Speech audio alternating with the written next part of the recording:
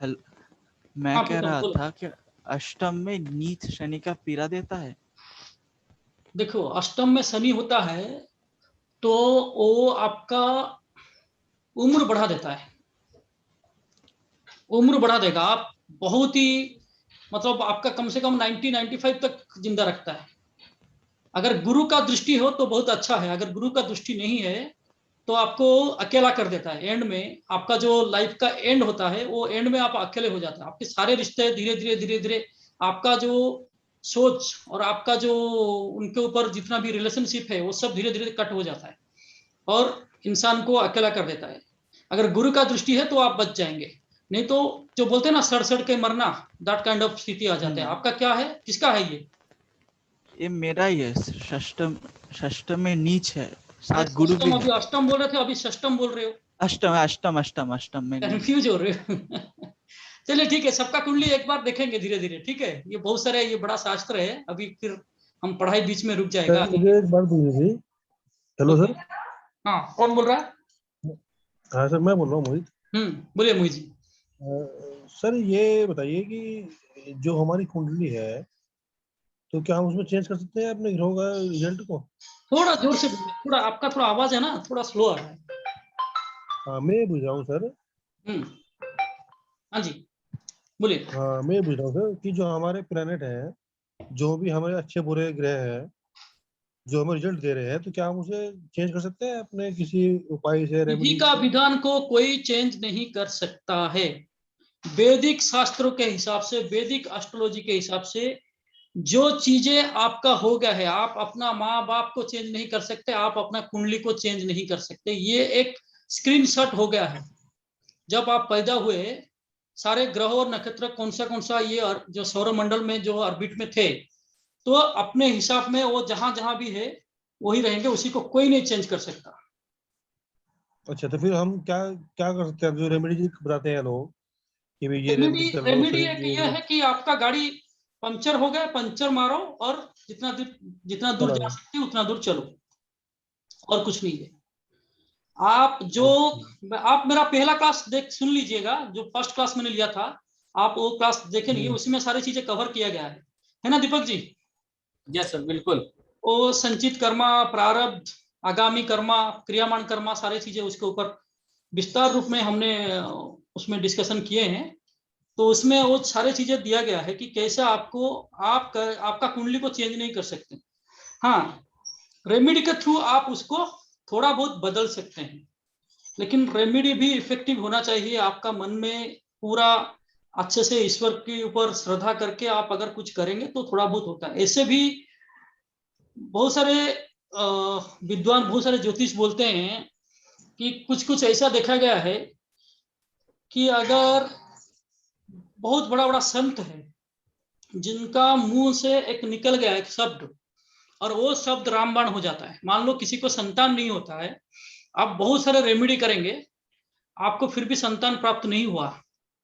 कुछ कुछ संत ऐसे होते हैं, वो बोलेंगे जाओ आप हनुमान चालीसा पढ़ लो, आपको आशीर्वाद दे दिया।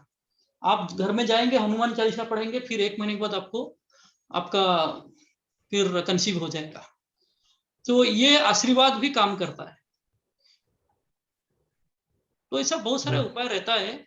मतलब वैदिक में करोड़ों उपाय है, हजारों योग है, कितने दोष है, बहुत सारे। ये एक शास्त्र, ये जो शास्त्र है ना, ये एक दिन का नहीं है। ये आपको एक एस्ट्रोलॉजर बनने के लिए, अच्छा एस्ट्रोलॉजर बनने के लिए कम से कम आपको 5 से 6 साल लगेगा। और आजकल जो केपी एस्ट्रोलॉजी, आजकल जो लाल किताब, ये जो भी चल रहा है, वो सब चीजों को मैं बिलीव नहीं करता, क्योंकि वो सब चीजें मैं कर चुका हूं और वो सब चीजें कोई भी काम नहीं करता। केपी एस्ट्रोलॉजी बोलते हैं कि एक दिन में केपी सीख जाएगा, 1 महीने में सीख जाएगा, पूरा पंडित हो जाएगा, कुछ नहीं होता है वो। जब तक आप वैदिक नहीं स्ट्रांग करते हैं, आप कोई भी एस्ट्रोलॉजी नहीं सीख सकते। हाथी का पैर के नीचे सबका पैर, समझ गए? हाथी का पैर के जी। नीचे सबका पैर, ये जितना भी साइंस, अकल्ट साइंस आया है, जितना भी निकला है, सब वैदिक से ही निकला है। चाहे लाल किताब हो या केपी एस्ट्रोलॉजी हो, ये सारी चीजें। तो आपको भी मैं एक इंस्ट्रक्शन दूंगा या रिक्वेस्ट करूंगा, जो भी आप समझ लो, आप पैसा बिल्कुल मत खर्चा कीजिए दूसरा ये सब शास्त्र सीखने के लिए, ये सब कोई काम का नहीं है। ये सब चीजें के ऊपर मेरा रिसर्च खत्म हो चुका है। आप वैदिक में अगर एक बार स्ट्रांग हो जाएंगे ना, तो आपको फिर और कोई नहीं, और कुछ भी सीखने की जरूरत नहीं। सर ये पूछना चाह रहा था सर। नाड़ी एस्ट्रोलॉजी, फिर लाल किताब रेमेडी के लिए बहुत अच्छा है। लाल किताब आप अगर सीखेंगे कोई भी, तो रेमेडी के लिए बहुत अच्छा है, परंतु उसका जो प्रेडिक्शन वैदिक जैसा स्ट्रांग प्रेडिक्शन नहीं है। वैदिक में हजारों प्रेडिक्शन बहुत अच्छा एक्यूरेसी लेवल में आ जाएगा। क्यों सर, अगर अष्टम में राहु है तो क्या ज्योतिष बन सकते हैं?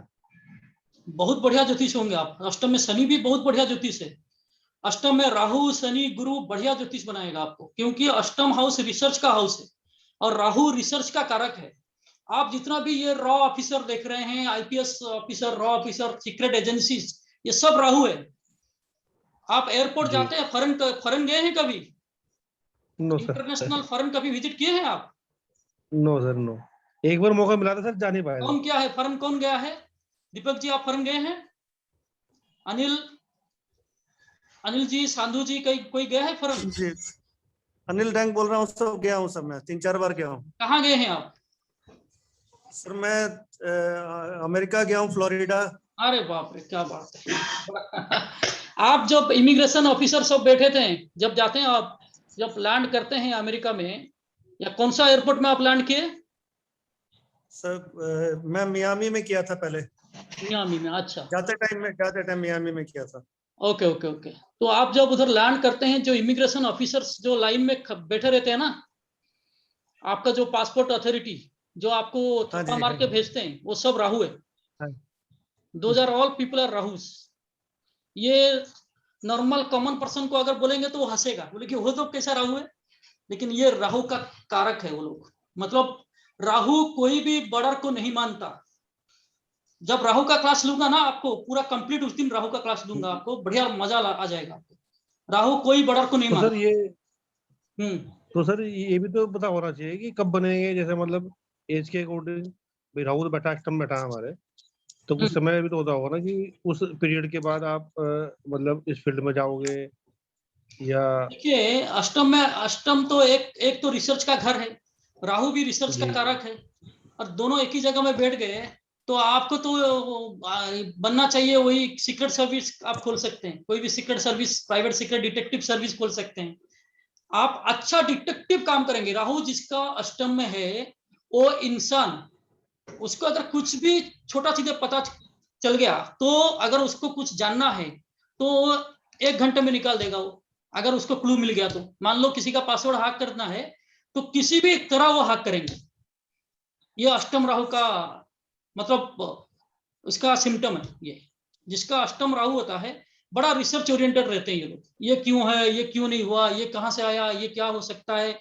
आप कोई भी फाइल इनको दो, ओपन करके रख लेंगे। किसी का भी कंप्यूटर हैक करना है, वो भी करके रख लेंगे, अष्टम का राहु। नहीं सर, एक बात तो मैं नोटिस करी, जैसे मैं कुछ बात बोल देता हूँ ना, जैसे कुछ भी ऐसे जनरल सी चीज मान लीजिए, तो ज्यादातर वो सही निकलती है। वो काली जवान होता है ना, आपका सेकंड हाउस में केतु आ जाता है। जब अष्टम में राहु होगा तो केतु अष्टम सेकंड हाउस में आ जाता है। सेकंड हाउस हमारा बोलने का हाउस है, जो हम बात करते हैं, स्पीच, वो सेकंड हाउस है।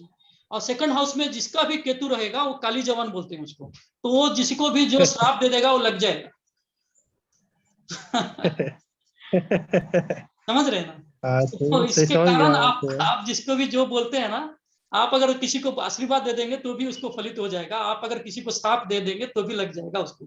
तो इसीलिए सेकंड हाउस में केतु लोगों को अच्छे से रखना चाहिए।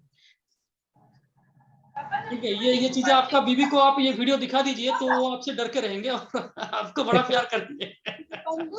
बच्चे भी डर के रहेंगे। जैसे मेरा अष्टम भाव में सूर्य, चंद्रमा और मंगल है, इसका क्या प्रभाव?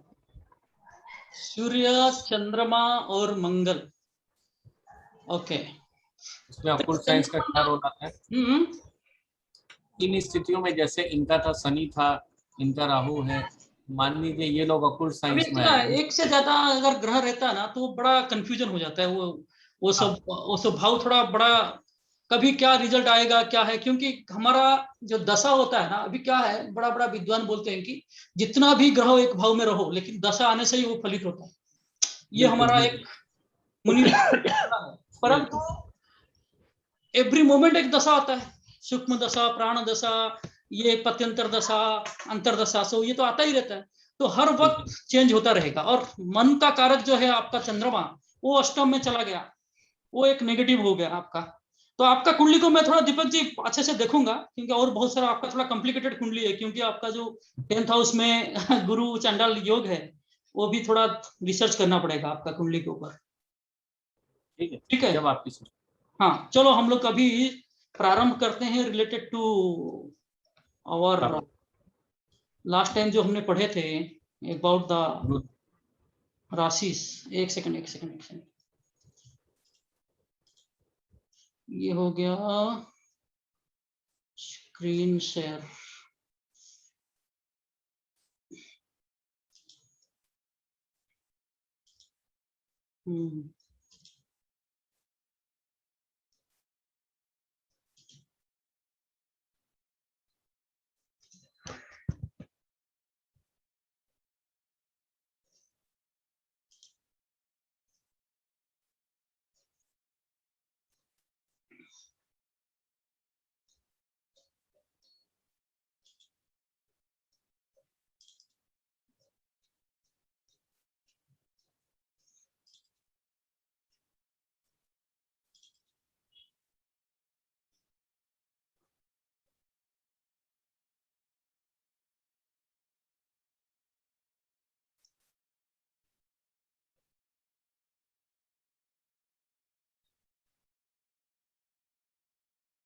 हमारा गुरु और शनि में एक अंतर है। शनि जो है ना, आपको डायरेक्ट एक्शन देता है, लेकिन गुरु क्या है, वो बैलेंस करता है, फैमिली और प्रोफेशन का बैलेंस करके करेगा।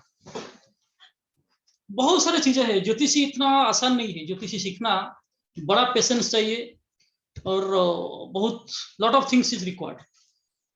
और अष्टम भाव का बड़ा इंपोर्टेंट, अष्टम एंड नवम भाव का बड़ा इंपोर्टेंट रोल है ज्योतिष के लिए।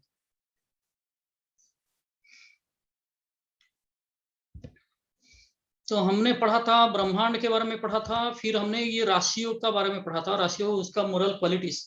तो इसमें थोड़ा एक छोटा सा मैं एक दो पूछ लेता हूँ। प्रीतम ये बताओ, अनम्यूट करो। मिथुन राशि का स्वामी कौन है प्रीतम? और बुध है, बुध चंद्रपुत्र। चंद्र कहाँ से आ गया फिर? बुध तो है। मैंने कहा चंद्रपुत्र बुध। बुध, हाँ। बुध। और सिंह राशि का? वो सन है, सन। ओके, तो सब लोग इसके बारे में थोड़ा बहुत, आप ये चार्ट आपको भेजा था मैंने, मिला आपको? दीपक जी ये चार्ट भेजा था आपको, ग्रुप में भेजा था। हाँ सर, मिल गया, प्रिंट कर लिया, याद कर रहे हैं, अभी याद नहीं हुआ है। हाँ याद होगा, याद होगा। मैंने जो आपको सूत्र बताया था कि एक कॉमन सेंस लगाओ, हर चीज में कॉमन सेंस लगाओगे, इस भाव के बारे में, उसका तत्व के बारे में, स्वभाव के बारे में, तो कॉमन सेंस में ही होता है। ये आपको अगर रट्टा करोगे, कंठस्थ करने की कोशिश करोगे, स्मरण करने की कोशिश करोगे, तो नहीं होगा। कि इसमें कॉमन सेंस थोड़ा लगाना पड़ता है, जैसे कॉमन सेंस का सूत्र आपको बताया था उसी हिसाब से करना है जी। तत्व तो सर समझ में आ जाता है, स्वामी याद करने में टाइम लगेगा। स्वामी याद करने में टाइम लगता है ना, हाँ वो थोड़ा टाइम लगेगा, धीरे धीरे ये समझ में आएगा, पहले तो बाउंस होगा, तो फिर बाद में धीरे धीरे आएगा ये। काल पुरुष कुंडली जो मैंने आपको बताया था, काल पुरुष कुंडली मतलब देखिए, अभी आपका ये जो बताया प्रीतम ने, उसका कन्या लग्न है। तो कन्या लग्न मतलब ये जगह में 6 लिखा हुआ है, ये जगह में, ठीक है ना, फर्स्ट हाउस में। आपको थोड़ा हाउस के बारे में मैं बता दूं, ये फर्स्ट सेकंड थर्ड ऐसे जो एंटी क्लॉकवाइज जो बताया था मैंने, तो फर्स्ट हाउस में जो भी राशि होगा उसी को लगन बोलते हैं। फर्स्ट हाउस इज योर लगन, और उसके बाद में आपका सेकंड हाउस, उसको द्वितीयस बोलते हैं, तृतीयस, चतुर्थेश, पंचम।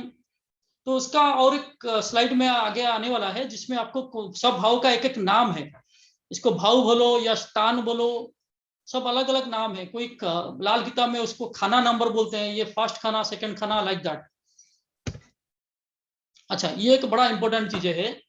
काल पुरुष कुंडली जो मैंने आपको बताया, नॉर्मली क्या होता है काल पुरुष कुंडली, मतलब कि आपका कोई भी लग्न हो, चाहे वो आपका लगन वृषभ लगन हो, मतलब जेमिनी हो, कर्क लगन हो, कोई भी लगन हो, परंतु काल पुरुष के बारे में आपको नॉलेज होना चाहिए। काल पुरुष मतलब क्या होता है, जो लगन 1 नंबर से शुरू होता है, एरिस असेंडेंट से शुरू होता है, उसको बोलते हैं काल पुरुष कुंडली।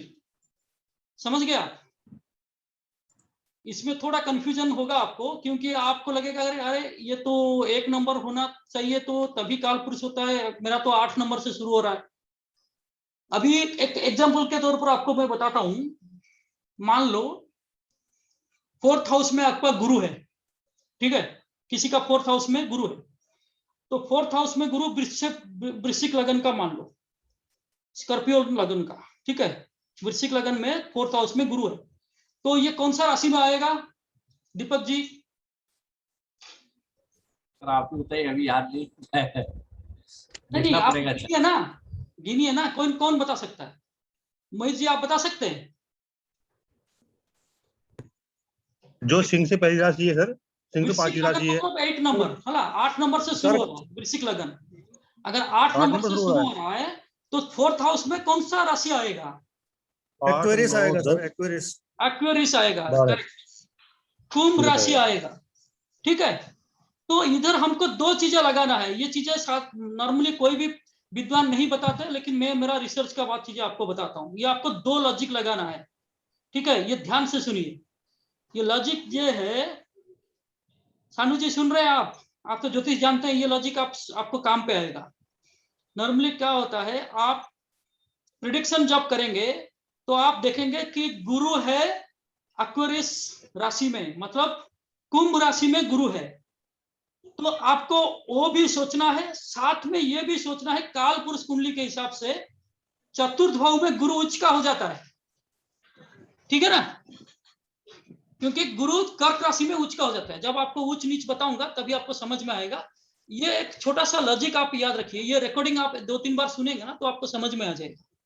तो इसमें आपको जब प्रेडिक्शन करना है तो दोनों को बैलेंसिंग करके करना है, कि ये इंसान अगर कोई सोचता है अरे मान लो अभी तो ये हो गया, मान लो ये होता वृश्चिक लगन ना होके, मान लो ये होता तुला लगन, ठीक है, तो तुला लगन अगर होता तो कौन सा नंबर आता 4th हाउस में? 4th हाउस में अगर गुरु है तो ये आता 10 नंबर, कैप्रिकॉर्न आता है ना, तो कैप्रिकॉर्न में गुरु नीच का हो जाता है। परंतु 4th हाउस में गुरु उच्च का है कालपुरुष कुंडली में, तो ये बैलेंसिंग करके आपको प्रेडिक्शन देना पड़ेगा तभी, ठीक है। तो इसीलिए काल पुरुष कुंडली का मतलब ये होता है जो एरिस लगन से शुरू होता है उसको काल पुरुष कुंडली बोलते हैं, जो मेष राशि से शुरू होता है। समझ गए Chandu ji? You got my point? Are you there? Unmute कीजिए, ठीक है। सो एरिस, अपना जो सर है वो एरिस है, वो मेष लगन है, मतलब ये बॉडी का पार्ट को पूरा दिखाया गया है सर से लेके पांव तक। ये आप थोड़ा स्मरण कीजिए बाद में, तो आपको जब प्रेडिक्शन सिखाऊंगा तो आपको समझ में आएगा कि ये मतलब किसी का अगर सर में दर्द है, मान लो मेडिकल एस्ट्रोलॉजी हो या जो भी पढ़ेंगे, सर में दर्द है तो आपको थोड़ा ये कंसेप्ट आना चाहिए कि अरे सर में दर्द है तो इसका 1 नंबर आपको जब कैलकुलेशन करेंगे तो आप मेष लगन के बारे में आपको दिमाग में आना चाहिए वो, क्योंकि सर वो मेष लगन में आ रहा है। मान लो लगन में अगर किसी का केतु है तो उसका सर में दर्द रहेगा, तो साथ में अगर काल पुरुष कुंडली मिल जाए तो और भी ज्यादा होगा।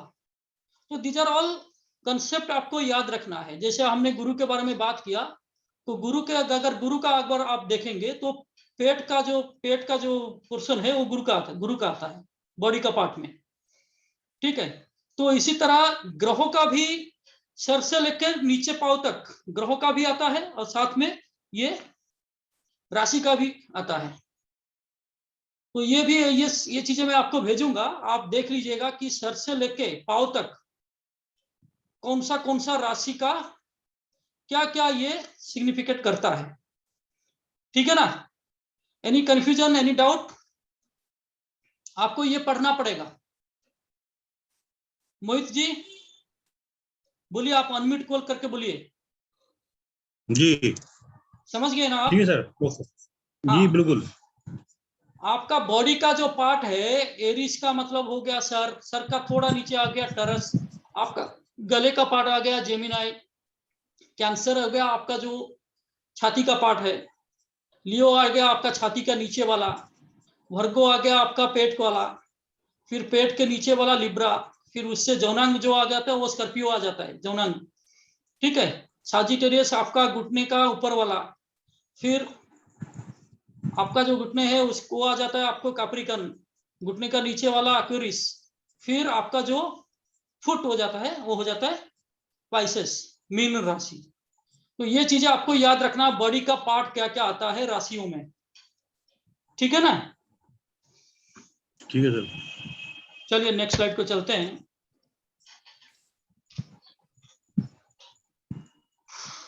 अभी ये तो प्लैनेट का ट्रेड्स थोड़ा आप याद रखिए, लेकिन प्लैनेट के बारे में तो मैं आपको एक एक चीजें बताते जा रहा हूं। अभी हम लोग सैटर्न और गुरु के बारे में पूरा विस्तार रूप में पढ़ लिए।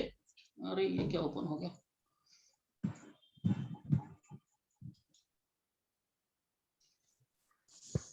एक सेकंड, आपका सेकंड वाला रिकॉर्डिंग शायद नहीं हुआ ये। 40 मिनट्स का लेता है ना, वो एक प्रॉब्लम हो जाता है। एक सेकंड।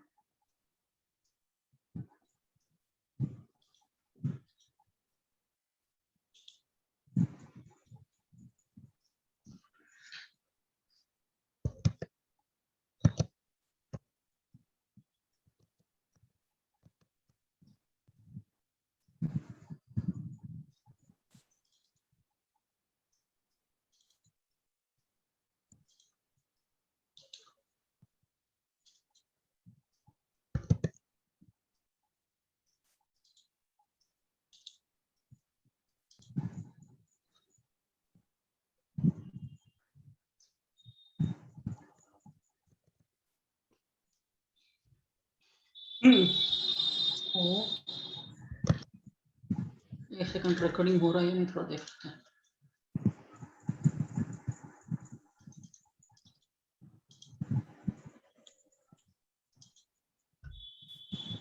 आपको रिकॉर्डिंग दिखा रहा है क्या? उधर रिकॉर्डिंग हो रहा है? किसी को दिखाई दे रहा है रिकॉर्डिंग?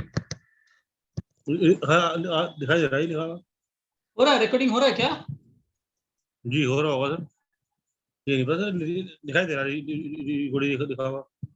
नहीं, रिकॉर्डिंग होगा तो दिखाई देगा। ऊपर साइड में आ रहा था आरिशी लिखा हुआ। वो आता था, लेकिन अभी क्या ना, स्टॉप शेयरिंग। एक सेकंड है।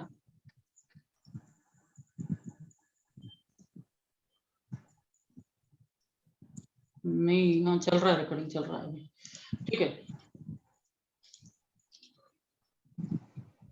रिकॉर्डिंग हो रही है। अभी स्क्रीन दिखा रहा है आपको? हाँ सर, वो दिखा रहा है, पार्टिसिपेंट्स में दिखा रहा है कि आप रिकॉर्ड चला रहे हैं। नहीं, स्क्रीन अभी दिख रहा है।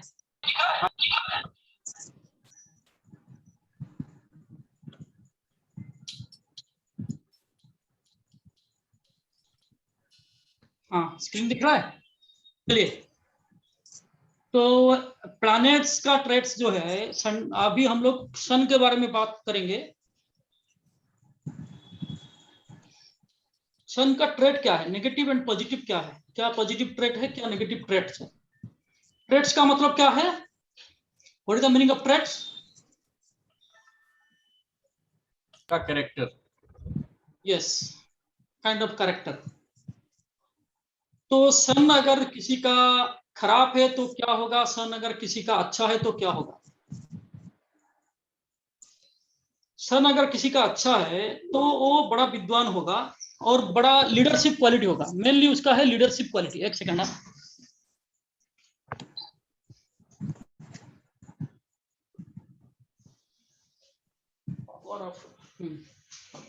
सन जो होता है ना, ये बड़ा लीडरशिप क्वालिटी देता है। राजा है ना sun. Sun is the king of the planet. जितना भी सारे प्लैनेट है उसका सबसे बड़ा पावरफुल है सन। अभी आपका जो बोल रहे हैं ना आप दीपक जी, कि आपका 8th हाउस में सन भी है, मून भी है, और एक मरकरी भी है शायद, है ना। तो सन किसी को चलने नहीं देगा, उधर सन अपना ही चलाएगा।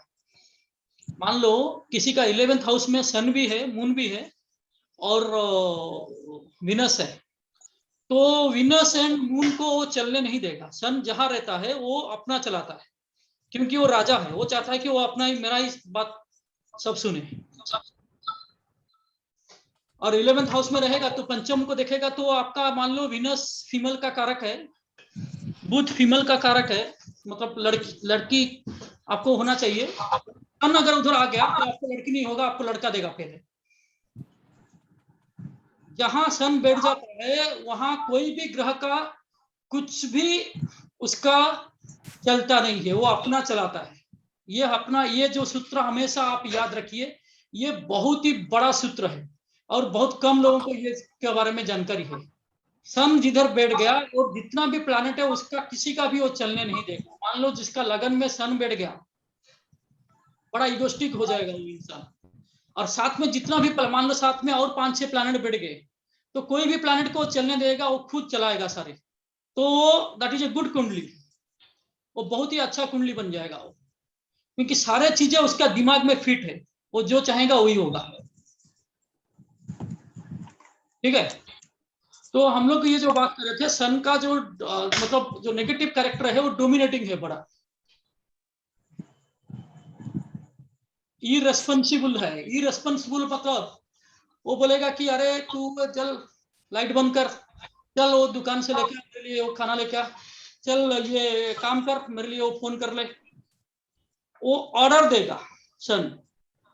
वो किसी का भी ऑर्डर सुनने वाला नहीं है। अगर लगन में सन आ गया, वो उच्च का हो गया या स्वराशि हो गया, मान लो वो एरिस में आ गया, एरिस में सन उच्च का हो जाता है, ठीक है, या सिंह लगन में सन आ गया, अपना स्वराशि हो गया, तो वो ऑर्डर देने वाला होगा, लीडर होगा। वो किसी का ना सुनने वाला, अपना मनमानी करेगा।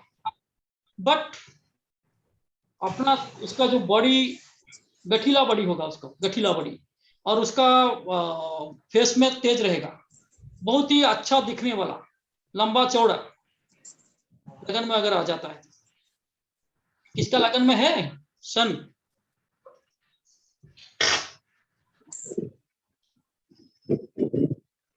चलो किसका नहीं है।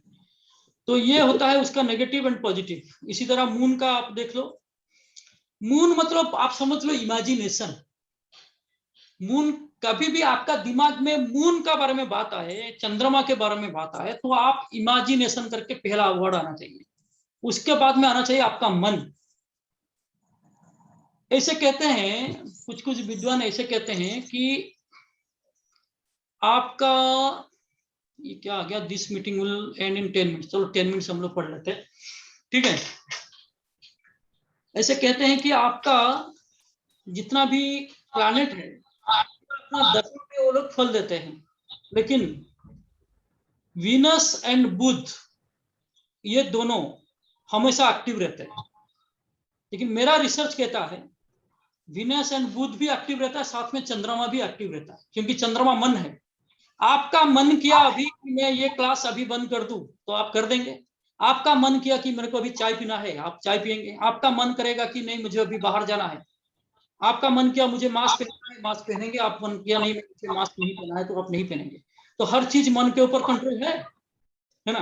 तो चंद्रमा एवरी मोमेंट एक्टिव रहता है। एक व्यक्ति के ऊपर चंद्रमा बुध क्योंकि बुध कॉमन सेंस है। अगर आपको एक में मेडिसिन देगा और आपको बोलेगा कि दीपक जी ये मेडिसिन जो है ये एक्सपायरी डेट हो गया है, लेकिन मैं इतना प्यार से आपको दे रहा हूं, आप इसको खा लीजिए, क्या आप खाएंगे? आप डेफिनेटली नहीं खाएंगे। आप बोलेंगे अरे क्या बात है, आपका ये एक्सपायरी डेट हो गया और आप दे रहे हैं, तो आप अपना बुद्धि लगाए उधर, लगाए ना। तो इसीलिए बुद्धि जो बुध है बुद्धि का कारक है। तो और इसी तरह शुक्र भी हमेशा काम करता है, every moment they are active, चाहे दशा हो या दशा ना हो।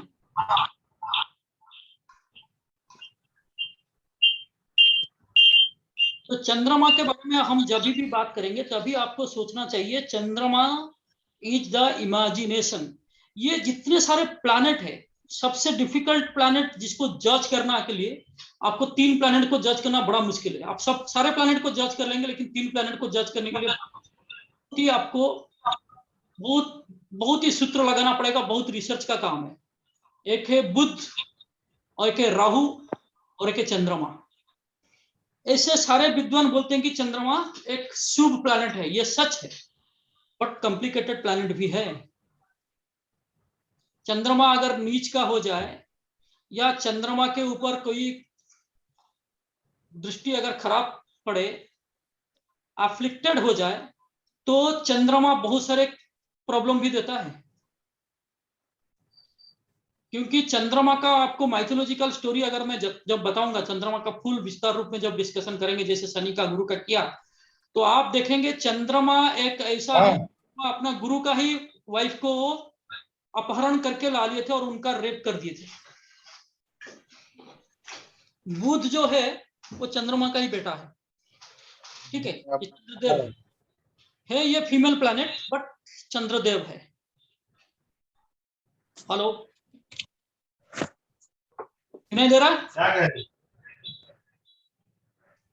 तो चंद्रमा को आपको स्टडी करने के लिए बहुत ही सूत्र लगाना पड़ेगा, वो डाउन द लाइन धीरे धीरे आपको समझ में आएगा। 27 दिव्या थे चंद्रमा का, ये 27 नक्षत्र जो है बोल रहे हैं ना आप, 27 नक्षत्र ये सब चंद्रमा का पत्नी है। 64 का अधिकारी है चंद्रमा। इनको मतलब चंद्रमा अगर खराब हो जाए तो आदमी कोई भी नीच काम करने के लिए पीछे नहीं हटता है, और उनको नीच काम मिलता है।